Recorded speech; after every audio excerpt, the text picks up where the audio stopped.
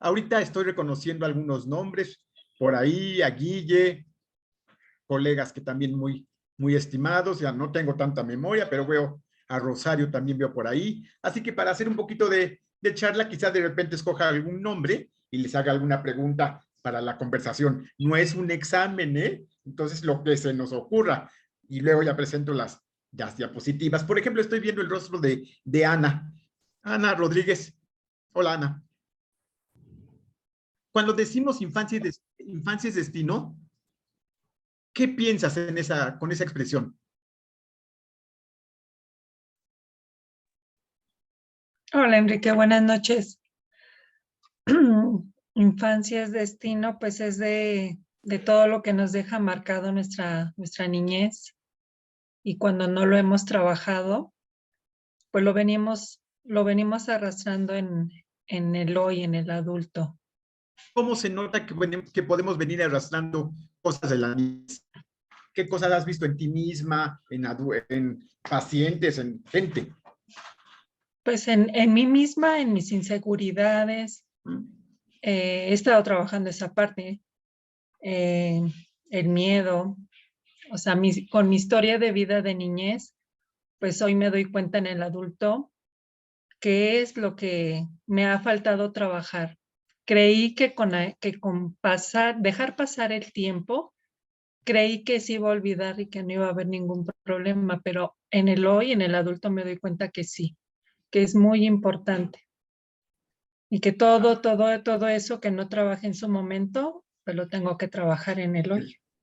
Ya veo, Ana. Perfecto, gracias. Lulú Redondo. Gracias, Enrique. Gracias. Lulú Redondo, ¿sí es ella? Ah, Lulú. Te pregunto, ¿qué Sí, tiene bueno, ¿qué tiene de chocante, de poco agradable la expresión infancia es destino? Oh, creo que se congeló. también teníamos una manita levantada de Mike, creo que quería participar, o Ah, por Mine, favor, sí, sí, sí, sí, claro. no pude percatar quién era, ¿podría participar, por favor? Mine.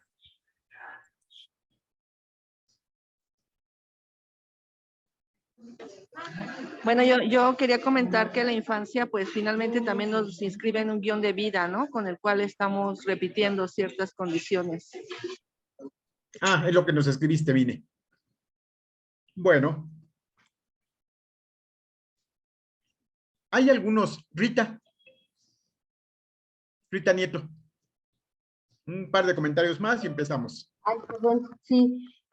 Respondiendo un poco a la pregunta que hacía de qué tiene de chocante infancia Sí. es destino, pues yo pensaba en que pareciera que es algo que no nos vamos a poder quitar de la espalda, ¿no? Como con lo que vamos a vivir porque es nuestra infancia y está ahí.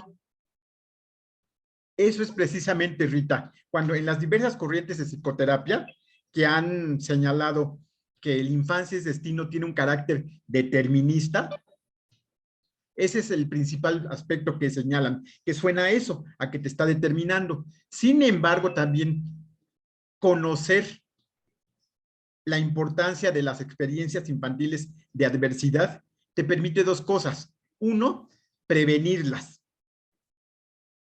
Y dos, hacer algo con ellas cuando se han presentado. Cuando decimos infancia es destino, y ahora tenemos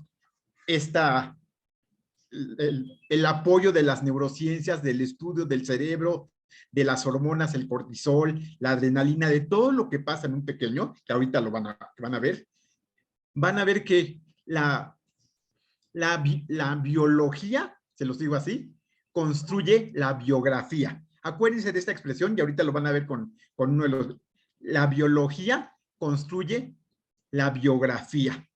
Y es tal el efecto de esta biología que va a tener efectos, obviamente, en las cuestiones, quienes han estado expuestos a eventos adversos infantiles,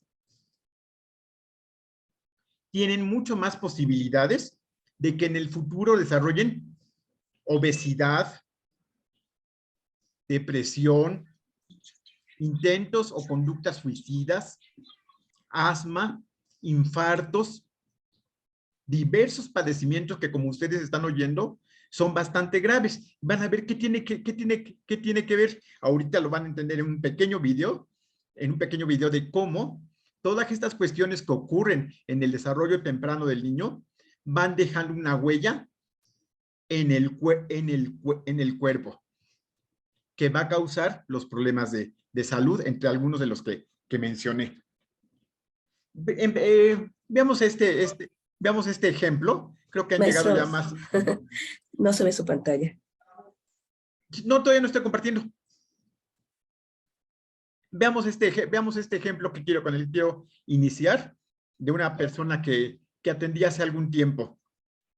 Es una pareja de profesionales de la salud que adoptaron a una joven de 10, 11 años, y el motivo de consulta era precisamente eso, lo que pasaba con la conducta de la joven. Los padres adoptivos mostraban un nivel socioeconómico bastante digno, con posibilidades de servicios de salud, viajar, educación, y a lo largo de esos 6 meses, la joven adoptada no cambió su conducta, grosera, desafiante, rompía las ventanas, agresión física, mal desempeño en la escuela, rechazaba cualquier intento de ayuda, dificultades de aprendizaje, a veces sí, había mejores meses. ¿Qué se te ocurre, Rita, que le estaba pasando a esta joven? Si nada más te platicabas entre pasillo, oye, tengo una paciente que esto está ocurriendo, ¿qué se te ocurre? Ay, pues que quizá está como de alguna manera expresando algún recuerdo de antes en el presente. Sí. ¿Algún qué? Recuerdo de antes, ahora en Sí. el presente. Bueno, algún recuerdo. Está bien. ¿Quién más? ¿Qué más le podría haber estado pasando a esta joven?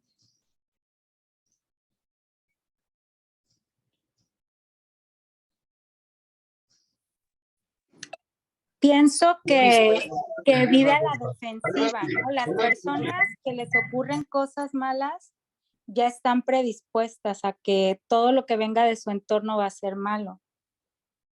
Bueno, está a la defensiva. Pero ya lleva, ¿quién lo dijo? Perdón, Diana. Sí, buenas noches. Ya lleva 6 meses viviendo con sus padres adoptivos. El proceso fue un proceso de adopción institucional, legal, todo bien. Ya lleva 6 meses y no ha cambiado su conducta. ¿Qué piensas de eso? ¿Necesita más? ¿Es mucho? ¿Es poco? Yo creo que tiene que aprender a confiar. Incluso podemos toparnos con personas adultas que desconfían de todos. Aunque les vaya bien y les den cosas buenas, siguen sin aceptarlo y recibirlo como son las cosas, ¿no? ¿Por qué? ¿Por qué no puede aceptarlo? Porque siempre recibió cosas negativas y es lo que Sí. está esperando de los demás, o sea, ya está a la defensiva. Va, No cree que pueda recibir algo bueno. está bien. La respuesta es un poco más compleja, pero está bien. ¿Por qué? Porque las experiencias, ahí voy, Celia, porque las experiencias adversas tempranas modifican el desarrollo neurológico y del cerebro.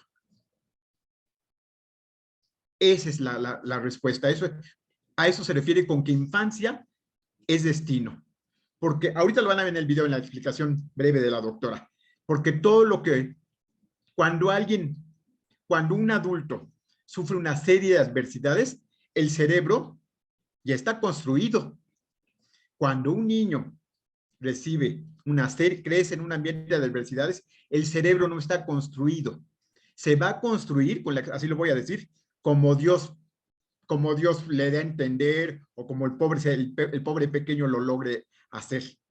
Pero se va a configurar o se va a construir como cojeando, incompleto. Esa es la diferencia, que las experiencias infantiles tempranas van a provocar alteraciones en el desarrollo neurológico, por ejemplo, en la estructura del cerebro. Celia, ¿qué ibas a decir? Lo que se me ocurrió es que ha estado en un ambiente tan quizás hostil o recibiendo experiencias negativas que está esperando seguirlas recibiendo o está provocando seguirlas recibiendo. Con su mal comportamiento cree que de esa manera va a seguir recibiendo lo que ya conoce, no no experimentar o no recibir algo bueno, ¿no? Como esperar seguir recibiendo lo ya conocido. Va, bueno. Tú hablas ahí de un proceso en el que ha aprendido a relacionarse de esa manera. Sí. Lulú dice que 6 meses contra 10 años es muy poquito. Y si te dijera, Lulú, que llegó a los 18 meses y seguía con esa conducta, a veces un poquito mejor, pero batallando. ¿18 meses sigue siendo poquito, Lulú? No, yo creo que de todas maneras el cerebro todavía está en proceso de formación y que es justamente año y medio cuando el cerebro hace sus conexiones, hace sus sinapsis y es cuando aprende cómo reaccionar y cómo vivir el mundo en el que vive. Entonces, perdón, sí sería muy poquito, pero de todas maneras ese cerebro ya habrá aprendido a reaccionar con esta violencia, con este enojo, con esta forma, ¿no? Va, de acuerdo. La principal función de nuestro cerebro es sobrevivir. Esa es la principal función, sobrevivir. Cuando uno es asaltado en la calle y te quedas paralizado y no sabes ni reaccionar, se te olvida, entregas la cartera y te quedas totalmente paralizado, esa fue la función. El cerebro se paralizó para sobrevivir. O si te encuentras a un ladrón y todavía el cortisol, la adrenalina impulsa tus piernas para escapar, es para sobrevivir. Es la principal función que tiene el cerebro, la sobrevivencia. El cerebro del menor se está construyendo. De hecho, ahora con los aportes de la neurociencia, sabemos que esta construcción del cerebro acaba ya a los 25, 26 años, un poco antes en las mujeres y después en los varones. Ahora imagínense si ese cerebro, cierta parte del cerebro, me estoy refiriendo en el caso de adolescentes y adultos jóvenes, no se ha construido. Imagínense jóvenes que tienen que tomar la decisión de una carrera profesional acabando la preparatoria, a la que se quieren dedicar o a la que tienen que dedicarse. Toda esta parte nos lo está dando la neurociencia, de que el cerebro es un órgano que no acaba de desarrollarse a los 18 años, cuando se llega a la edad adulta. El cerebro no llega a su edad adulta a esa edad. Nosotros recibimos la credencial de la INE a esa edad, pero el cerebro todavía va a tardar un buen ratito en la maduración. Ahorita leo los comentarios en el chat. Dejen empezar.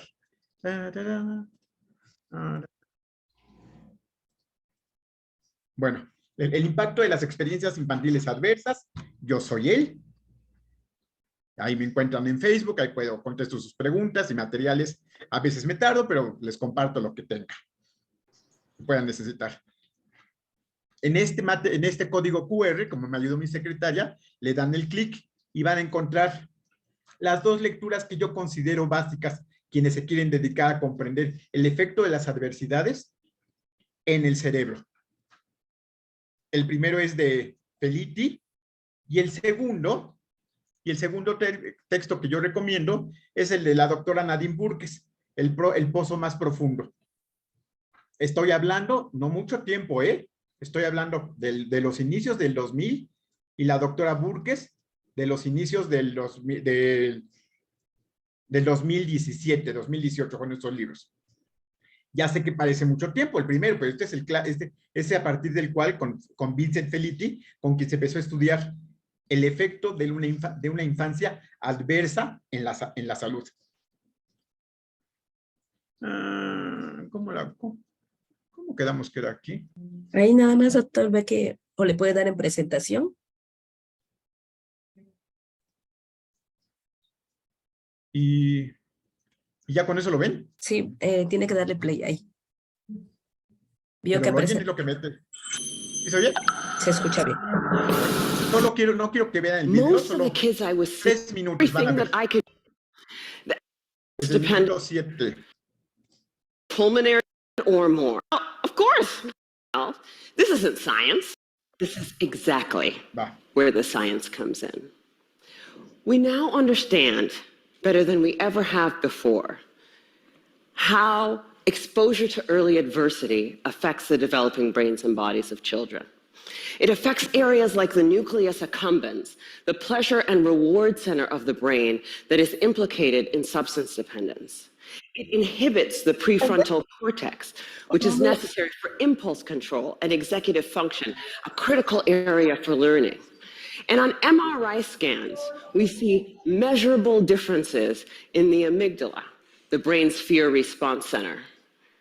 So there are real neurologic reasons why folks exposed to high doses of adversity are more likely to engage in high-risk behavior. And that's important to know. But it turns out that even if you don't engage in any high-risk behavior, you're still more likely to develop heart disease or cancer. The reason for this has to do with the hypothalamic pituitary adrenal axis, the brain's and body's stress response system that governs our fight or flight response. How does it work? Well, imagine you're walking in the forest and you see a bear. Immediately, your hypothalamus sends a signal to your pituitary, which sends a signal to your adrenal gland that says, release stress hormones, adrenaline, cortisol. And so your heart starts to pound, your pupils dilate, your airways open up, and you are ready to either fight that bear or run from the bear. And that is wonderful if you're in a forest and there's a bear. But the problem is what happens when the bear comes home every night. And this system is activated over and over and over again. And it goes from being adaptive or life-saving to maladaptive or health-damaging. Ahí está.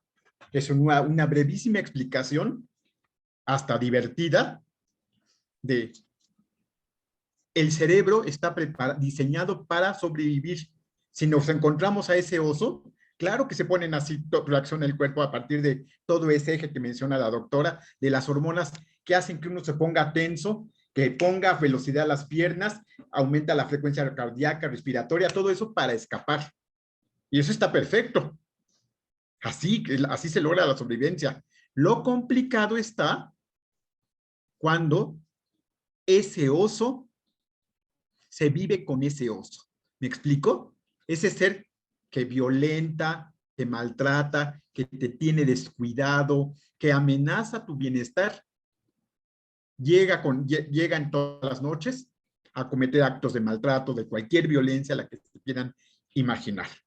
Y al segregarse esas hormonas diariamente, va a generar todas estas situaciones. Ahorita les leo algunas más, de las que puede causar. Desde padecimientos como el cáncer, el sobrepeso, las adicciones, las cuestiones suicidas están relacionadas con todo lo que se segrega a partir de este oso, que van a ver, este oso está representado por qué situaciones. A ver.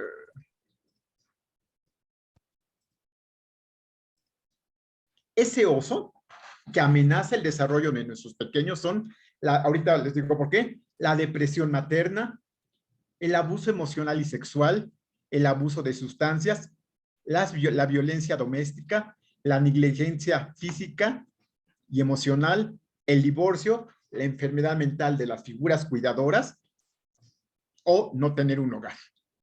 Estos son los osos que amenazan. El niño va caminando en el bosque así cantando su canción muy alegremente y aparece y llega a un bosque caracterizado por alguna de estas experiencias infantiles. Pues estos son los osos que amenazan su bienestar. ¿Por qué la depresión? Porque en la depresión materna la madre no tiene ningún deseo ni oportunidad de dedicarse al cuidado y la atención de los hijos. Quedan abandonados. O la violencia doméstica, o las enfermedades mentales de los padres, el divorcio también. ¿Por qué? Porque se les cambia el esquema con el que han crecido los pequeños. El ejercicio de que un pequeño diga, bueno, ahora que mis papás están divorciados, pues yo tengo 2 casas, 2 camas y 2 oportunidades de que me den regalos de Navidad. Eso es un esfuerzo que después de mucha reflexión, quizá de ayuda terapéutica vaya a lograr, pero el primer momento, el divorcio, es un oso para los pequeños. Es un oso que amenaza su bienestar emocional.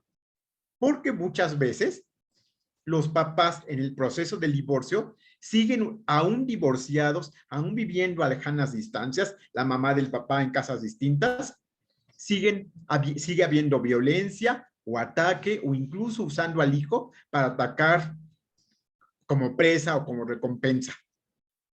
Estas son las experiencias infantiles adversas. Si se fijan, quizá nosotros crecimos con alguna de estas situaciones. Ahora, también hay que tomar en cuenta que la adversidad también se da en otros contextos, en el contexto socioeconómico. Aquí estamos hablando de la pobreza, la discriminación, la violencia, la disrupción en la comunidad, es decir, cuando algo interrumpe la secuencia, el flujo normal de cómo funciona una comunidad. Aquí podríamos agregar a una pandemia. Todos íbamos así, por decirlo de alguna manera. Y la pandemia, no hay persona que no haya sido afectado por la pandemia. Eso es lo disruptivo. O la falta de oportunidades y movilidad económica. Todo este contexto también hay que tomar en cuenta. Los osos están en el contexto individual o familiar, mejor dicho, y también están en el contexto social. Estos 2 elementos amenazan el desarrollo del menor. ¿Por qué enfatizo el menor? Porque el menor está en un proceso de construcción de su cerebro. La última parte que se va a lograr de construir o configurar en el cerebro de una persona es el lóbulo frontal, donde están las funciones de la empatía, la anticipación, el juicio. Piensen ustedes en un adolescente de 13, 14 años. Si le pregunto, ¿es recomendable tener relaciones sexuales sin protección? Los adolescentes van a decir, no, no es recomendable. Pero ¿qué pasa en la vida real? En la vida real hay un gran número de embarazos de adolescentes. ¿Por qué? Porque el lóbulo frontal, el que se encarga de la toma de decisiones, del juicio, de la empatía, no ha acabado su maduración. Y en personas, como oyeron con la doctora Burques, y en personas que han estado expuestos a estos ambientes de adversidad o familiares de adversidad, no solamente van a tener esas situaciones en su salud, como se pueden imaginar, sino también tienen más tendencia a exponerse a situaciones de riesgo, por ejemplo, porque no hay esa parte del cerebro que los detenga. Ahorita regreso a las diapositivas. ¿Cuál es el costo de crecer en ambientes adversos? Retraso en el crecimiento. Ay, perdón, aquí anoté mal. No lo entendió mi secretaria.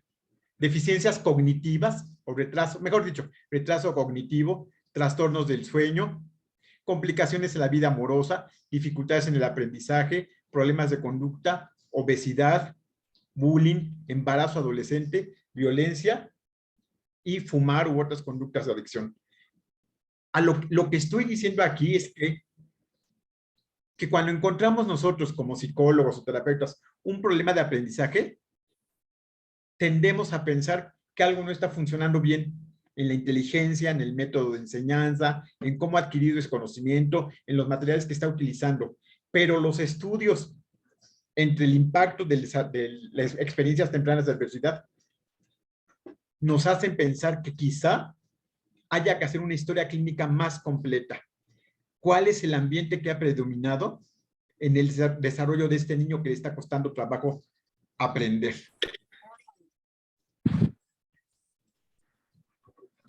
Estos son algunos de los elementos que puse, que son el costo de crecer con ambientes, en un ambiente adverso.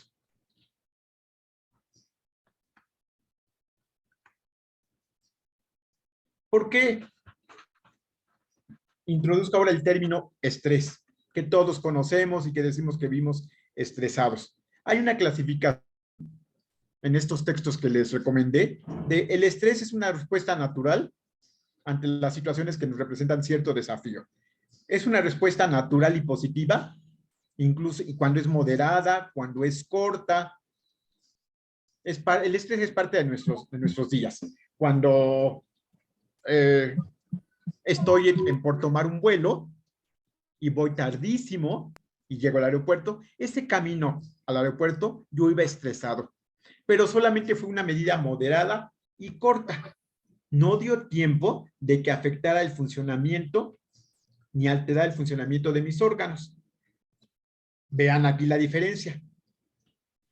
Hay un estrés tolerable cuando ya afecta la arquitectura y desarrollo del cerebro, pero el cerebro se logra reconstruir de alguna manera, automáticamente con el cuidado de las figuras cuidadoras o con algún proceso de terapia.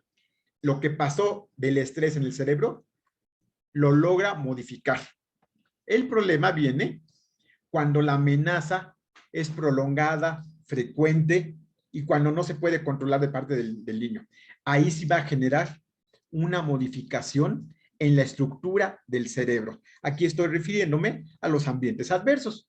Los ambientes adversos, como en el ejemplo que estoy pensando en el ejemplo que les dije de esta menor que fue adoptada a los 10, 11 años por un padre, papá y mamá del área de la salud, y que después de cierto tiempo seguía siendo grosera, disruptiva, lo que puedan imaginarse. Robaba en la casa, maltrataba a la mascota. ¿Por qué seguía pasando eso? Porque es casi seguro que los primeros años antes de esa adopción generaron alteraciones en el funcionamiento del cerebro. Y que un ambiente de un año, año y medio que llevaban con esta familia no había logrado controlarlo o modificarlo de otra manera. Lo que está diciendo es que infancia es destino. Por eso les decía, infancia es destino en el sentido de que las experiencias adversas, tempranas, a mayor número, también eso es importante, a mayor número de experiencias adversas tempranas, son más los padecimientos. Porque si les digo cuáles son las experiencias tempranas de adversidad, todos hemos tenido algunas seguramente. Lo complicado está en la duración de esa adversidad y la duración de esa adversidad. Entonces, tenemos aquí elementos que se acuerden cuando investiguen en la historia clínica. ¿Qué adversidades enfrentaron sus pacientes? ¿Cuánto duraron? Y si hubo alguna posibilidad de que cambiaran esta respuesta a las adversidades. Si alguien llegó al rescate. Ese dinero, ahorita que dije rescate, cuando les hablé de pobreza, ese dinero que no es mi propósito que hablar de política, porque no sé de esos temas, pero que algunas instituciones o gobiernos o partidos asignan a la comunidad, a los huérfanos por la pandemia, que es la beca Leona Vicario en esta ciudad, otros apoyos a madres solteras.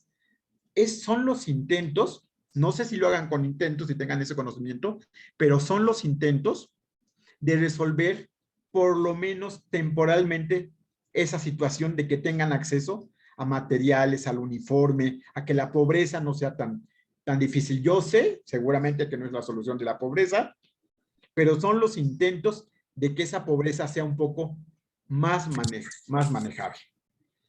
Estas son las que van a generar los efectos en el cerebro. La paciente de la que les dije al inicio, es fácil imaginar, aunque hay que hacer una historia clínica, que antes de ser adoptada por este par de médicos, que les comento, lo que vivió ha de haber sido no una adversidad, Laura Carrión. Seguramente fueron varias adversidades de duración muy extensa y no llegó ninguna figura al rescate, a intervenir antes. De tal manera que el cerebro de ella, de esta joven que les relato, ya no tenía control de impulsos. Se le antojaba algo y lo agarraba de la escuela, del bolso de la maestra, del bolso de su papá, de la mochila de su papá. No tenía control de impulsos. No hubo un ambiente cuidador que le dijera, hija, Laura, espérate, pide permiso.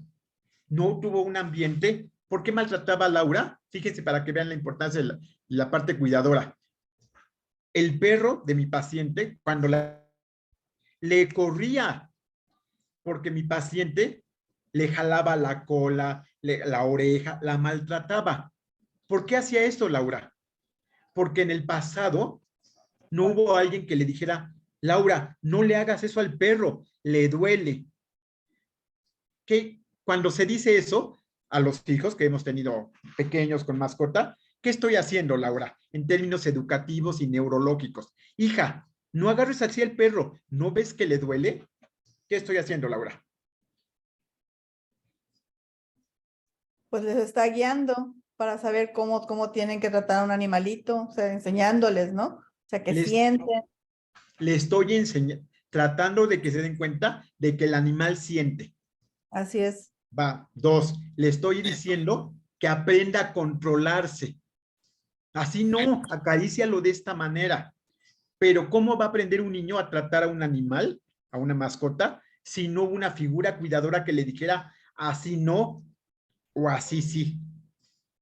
La negligencia es parte, cuando tú te encuentres con un paciente, Laura, que tiene cicatriz sobre la cicatriz, ¿en quién piensas? ¿En que el niño es muy impulsivo o los padres muy descuidados? Pues que está siendo maltratado, más bien. Ah, así exactamente. Algo así pensarías. Vamos a pensar en esto, Laura. Voy a inventar, mi hija pequeñita se estaba acercando al balcón, el balcón estaba humedecido, podrido y se cayó.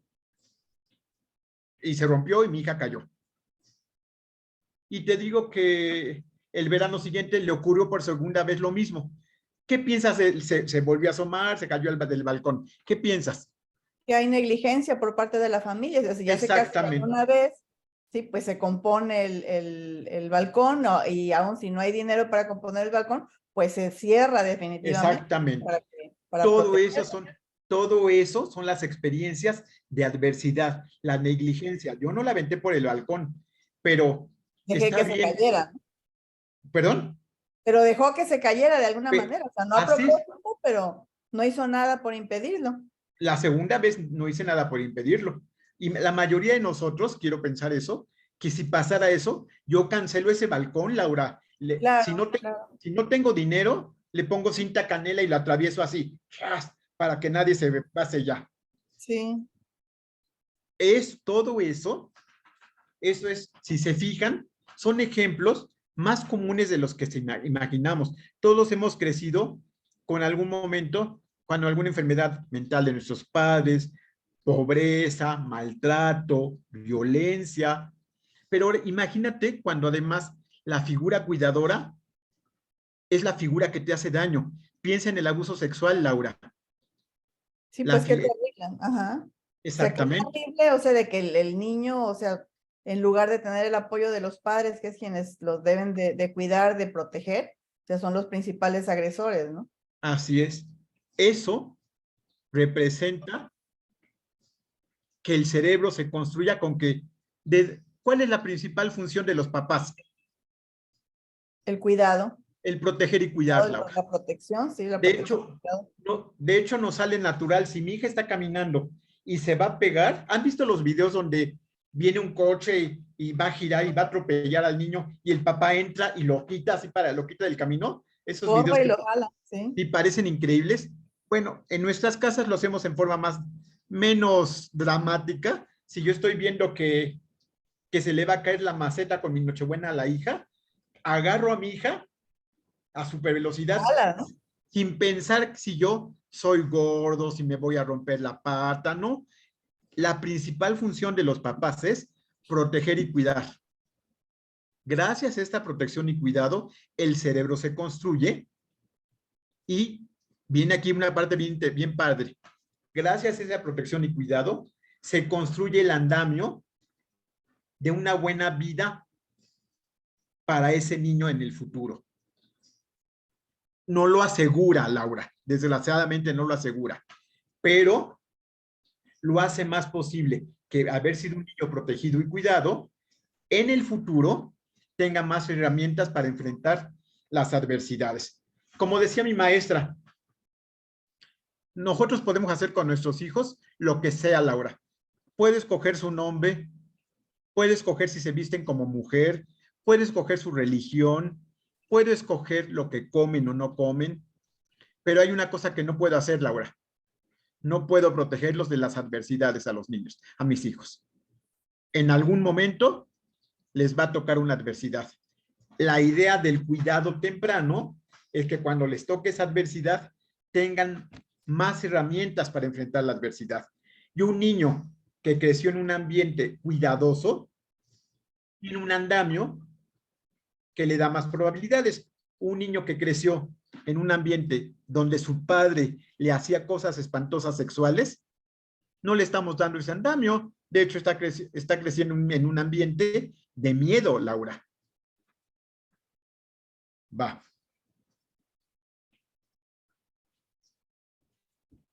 El que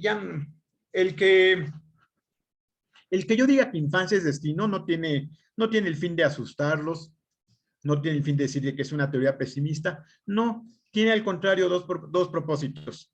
Infancia es destino, es decir, las experiencias tempranas van a configurar la salud física y psicológica. Nos da la oportunidad de dos cosas. Uno, de prevenirlo. O dos, de intervenir y resolver el problema. ¿En qué área se podría intervenir? En los padres y cuidadores. Si hubiera un sistema, o en las instituciones que lo existe, de un embarazo, de seguimiento de este tipo de cosas, Laura, de adversidad, tendría que haber no solamente un seguimiento médico de una adolescente embarazada, Laura. Tendría que haber el seguimiento psicológico, porque una adolescente de 14 años embarazada, ¿qué calidad de función de protección y cuidado puede tener para su hijo? Pues muy poca, ¿no? Muy poca. Muy poca, la verdad, sí. No, o sea, sí. Intuitivamente logre hacer, ¿no? O sea, pero no ha tenido, pues ahora sí que la formación adecuada para proteger a un infante. O sea, siendo ella casi una niña también. Entonces, a eso voy. Fíjate, cuando tiene 14 años, tiene un embarazo y el niño su hijo, su bebecito de 2 años, esté llorando, jalando las cosas, ¿cómo va a reaccionar esta de 14 años? Se va a fastidiar, lo va a dejar llorar en el mejor de los casos, en el peor pues lo va a golpear o lo va a agredir. En el mejor de los casos lo va a dejar llorar. Lo más común es que se convierte en un niño maltratado, porque una joven de 14 años, su cerebro no ha madurado totalmente, no tiene control de impulsos, todo esto que les dije del lóbulo frontal. Entonces, los embarazos adolescentes son una adversidad, pero que podría ser prevenida si hubiera atención psicológica, médica, social de esa adolescente embarazada. A eso me refiero con que infancia y destino no tiene un carácter pesimista, tiene un carácter de que hay que intervenir. Hay otra que se me ocurre compartir ya para que descansen, entrenar a los profesionales. ¿Habían pensado ustedes, quienes sean médicos, que paciente que va con el gastro, con el reumatólogo recurrentemente, citas al laboratorio, enfermedades recurrentes, que convendría averiguar qué cosas adversas le pasaron a ese paciente que ahora lo descarga a través de diversas enfermedades. Esto solo nos lo va a permitir la historia clínica. Y una más, que haya programas dirigidos a la población que está sufriendo la adversidad. La de padres y cuidadores también estaría aquí interesante, es una oportunidad de estar embarazado y tener un hijo, Laura. No es seguridad de ser papá, de saber serlo. Hay que entrenar a esas figuras cuidadoras. Hay que entrenar a ese señor de 25 años que cuando tenga un hijo llorando, hay que entrenarlo. ¿Para qué, Laura? Pues para que sepa cómo atenderlo, ¿no? O sea, que no se es. desespere, o sea, que no hay una sola razón por la que puede estar llorando. O sea, porque luego piensa, no es que tiene hambre, o es que tiene sueño. Sí, no, a lo mejor es que se orinó, o sea, está rosado, le está doliendo algo, o sea, hay muchas situaciones por las cuales llora un bebé, ¿no? ¿Nunca han visto ustedes o nunca les pasó a ustedes con sus hijos? Porque a todos nos pasa alguna vez. Hijo, te he dicho que te calles, qué grosero, y la azotan. Contrólate. ¿Nunca han visto eso? ¿Nunca lo vieron? ¿Qué le está enseñando ese señor a su hijo? ¿Lo que es el control? No. No, contrario. Al contrario, exactamente. La prevención, entonces, se puede trabajar entrenando a los padres, sobre todo cuando tienen condiciones poco favorables, como la adolescencia. Y saben ustedes, quien trabaja con adolescentes lo sabrá, que el embarazo adolescente es una situación problemática en nuestro país. Hay una gran cantidad de mujeres que pasan de la Barbie, o de la Cabbage Patch, o de la muñeca que tengan, al bebé en la vida real. Pasan así, en una transición, además, violenta. El apoyo social a los padres, el tratamiento de las enfermedades y la parte económica. Estas son las áreas en las que se podría prevenir que un niño que nació, como ejemplo, porque es muy claro, hijo de una madre adolescente, es casi seguro que va a crecer en un ambiente de adversidad. Porque ser criado y educado por alguien que tiene 14 años, ¿es adversidad, sí o no? Sí. Es una adversidad. Y si a esa adversidad le agregas pobreza, le agregas dificultades en el aprendizaje, vas aumentando el número de adversidades que van a repercutir en la salud psicológica y física. Hasta ahí. Porque Araceli dice, una historia clínica médica y psicológica nos permite evaluar una enfermedad física o somática. Así es en lo que insisto hoy, en el que la historia de este adolescente que ha reprobado constantemente quinto, sexto, primero de secundaria, convendría una historia clínica. Quizá la situación no solamente sea de aprendizaje, quizá hay una situación mucho más compleja, de maltrato, de abandono, de descuido. ¿Más comentarios? Como ahora sí, van ustedes, por favor, ya. Ahí veo un pequeño. Hola, Adriana. ¿Qué piensan de esto? ¿Infancia es destino? ¿Y es terrible que sea destino? ¿Podemos hacer algo? Rita.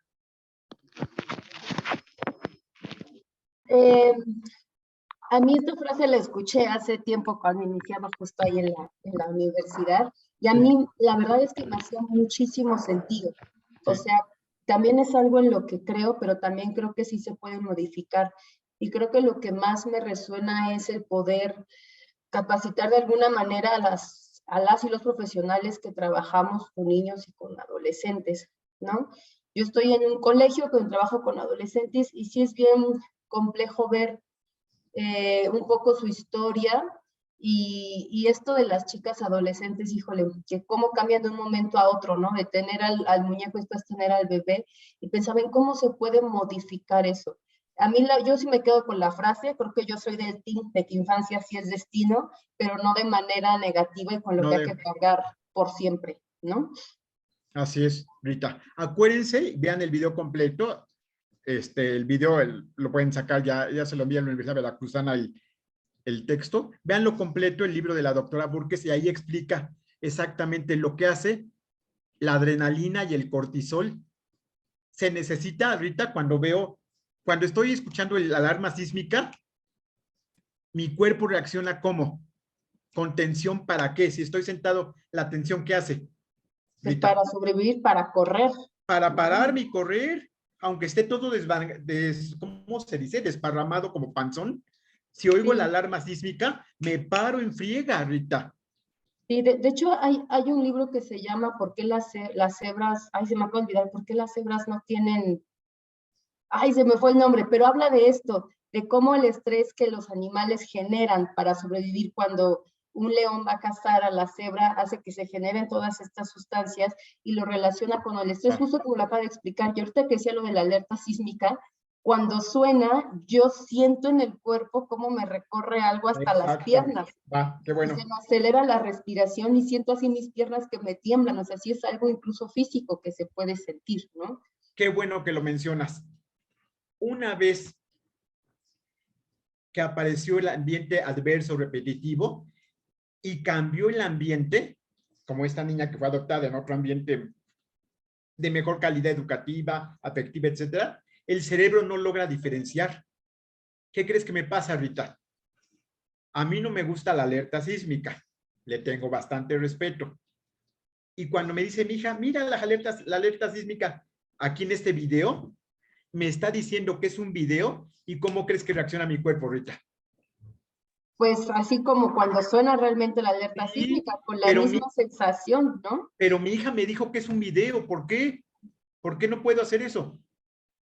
Pues yo creo que justo lo que decía del cerebro, que aprendió que cada que sonara eso, su cuerpo tiene que reaccionar de esa manera. Exactamente. Ahora imagínate.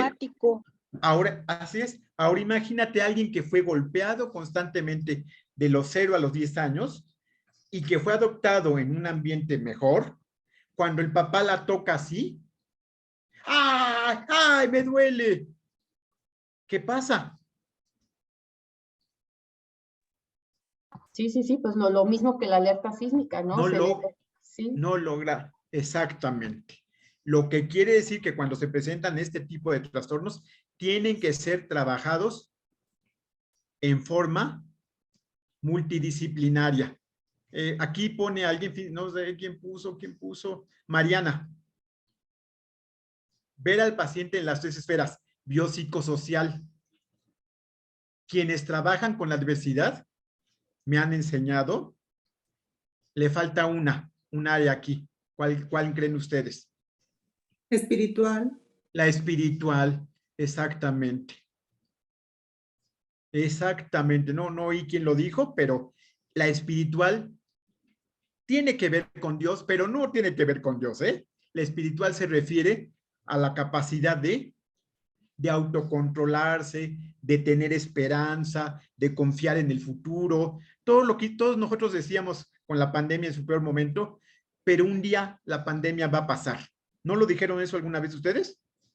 Eso se refiere a la confianza en el futuro, Adriana. Eso es lo espiritual. A eso se refiere trabajar con estos pacientes también, la parte espiritual de confianza, de ser ayudado.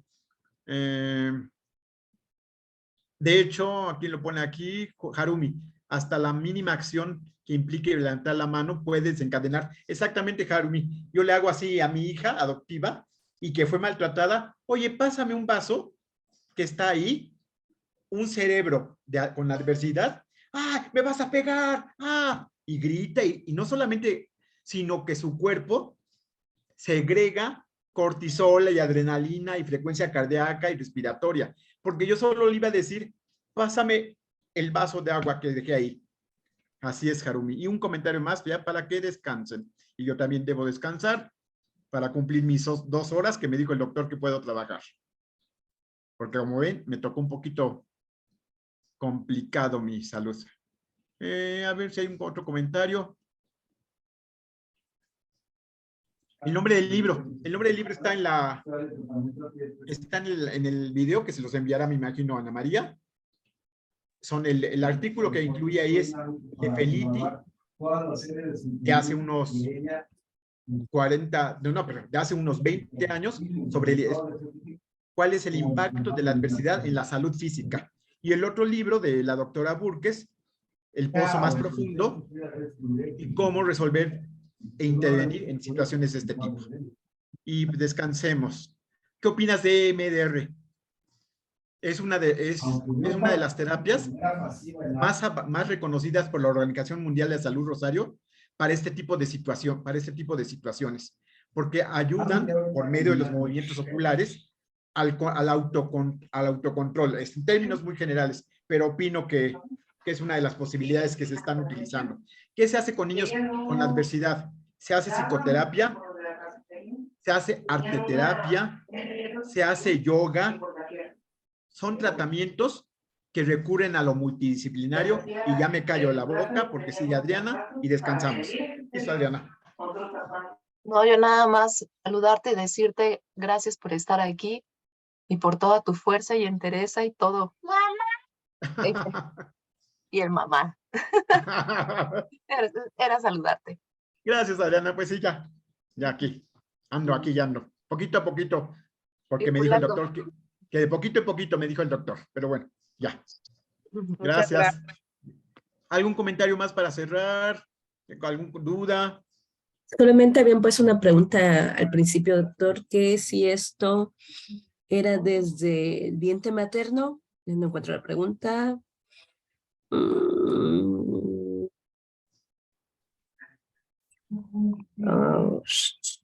Algo sobre el vientre materno, que si está, que se afectaba, creo, esto desde el vientre materno. El rechazo que se siente desde el vientre materno. Los dos artículos, tanto el libro que les comparto en la bibliografía, como el artículo de revista sobre este tema, parte de su investigación desde el momento del nacimiento.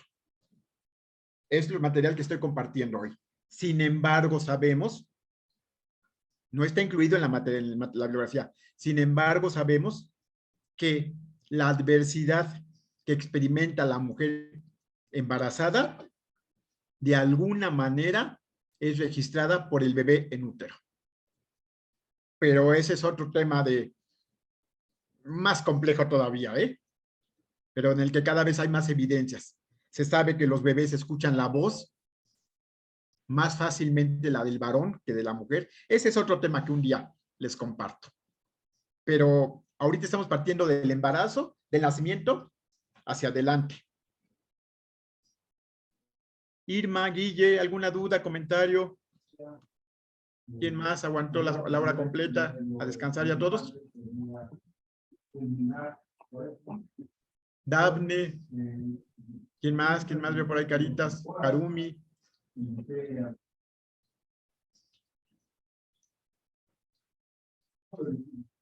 ¿Todo bien? Pues veo que todos le agradecen por su ponencia, doctor.